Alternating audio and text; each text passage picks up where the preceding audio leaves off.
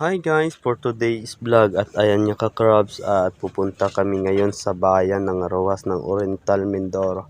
At balian naggagayak si ka-crabs at nagpapapogi points daw hindi manugboboay.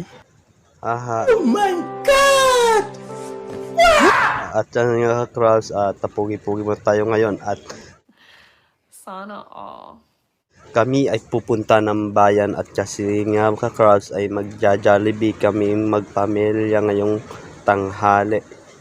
Bali nga pala mga ka-crabs, yung dalawa kong anak ay nag-aaral yon at may pasok sila ngayon at susunduin na lang namin doon at dadaretso na kami ng bayan. Bali dyan ka-crabs at tara samahan nyo kami sa paglalakbay namin at ayan, okay na yung aking tumingin pa ako sa likod at baka may dumi. Nice. At ayan ka-crabs at excited na yung aking anak na bunso. At bali palabas pala ng aming bahay dito ay magmumotor kami.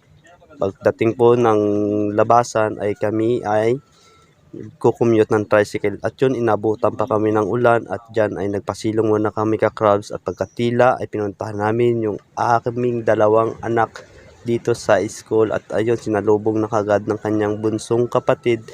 At niyaya niya na kagad at kinalong na at kami ay pupunta na. Bali dito namin iniwan sa tapat ng high school ang aming motor at yun nga si ka-crab at excited na sila na aalis kami at ayun sasakay kami sa tricycle mga ka-crabs. At ayun mga crabs at nakasakay na kami ng tricycle at papunta na kami ng bayan. Bali kami ay nag-commute lang nga ngayon dahil nga po ay hindi kami magkasya sa motor. Dahil lumalaki na rin yung ating pamilya. At ayun ka-crabs at nakarating na kami dito sa bayan ng Rojas at tuwang-tuwa si Mrs. at yung aking anak at nakita niyang Jollibee at hinawakan niya pa yung malaking bubuyog. Sabi niya dyan sa part ng mga crabs, ang laki daw ng bubuyog. Get some help.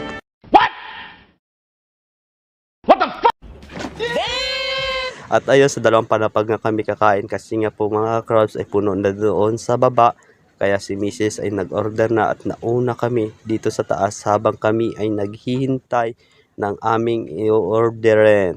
At yan, inaskaso na anak ng ka-crabs yung kanyang bunsong kapatid at pinapaupo ko na nga dyan at excited na. Sabi niya sa akin, ka-crabs, wala daw pagkain, bakit maano daw kami dito at nakita niya itong laruan na ito. Ang sabi niya, napakaganda at lalo na yung tumunog yung pag-deliver ng pagkain ay kinuha na ng asawa ko at naghintay. Sabi niya, hi ka-crabs sa part niya dyan at yun bigla siyang nahiya.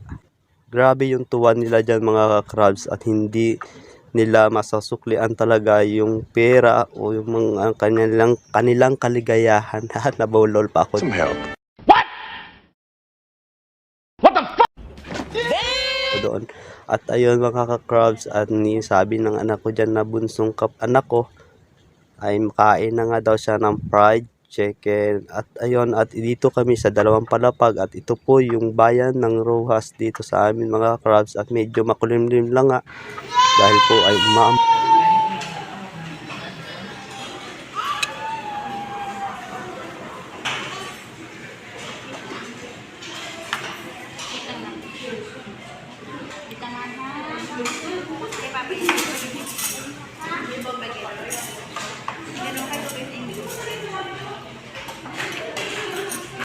grabe, sobrang tuwa talaga ng batang makulit na yan. At nagkakaway pa sa camera at sabi niya, titikman niya na daw yung fried chicken at yung sinubo niya na nga at pagkatsubo niya, hindi niya na pinigilan at kinapitan niya na at minual-mual na at nag-order ulit niya pala si Mrs. Diyan ng isang order ulit dahil nga po ay kulang sa amin. At yun, hindi niya na pinansin yung dalawa niyang kapatid. Bahala kayo dyan, lamon kung lamon na lang to. At tuwang-tuwa talaga sabi niyan. Sabi niya nga dyan pagkatapos namin kumain dyan mga crabs. Ang sabi niya nga dyan ay babalik ulit daw kami dito. Sabi ko next time na lang. At unang-una pala sa lahat. At kaya pala kami nakapunta dito ng walang balak o plano. At maraming salamat po pala doon sa nagbigay ng sponsor sa akin. Sana all.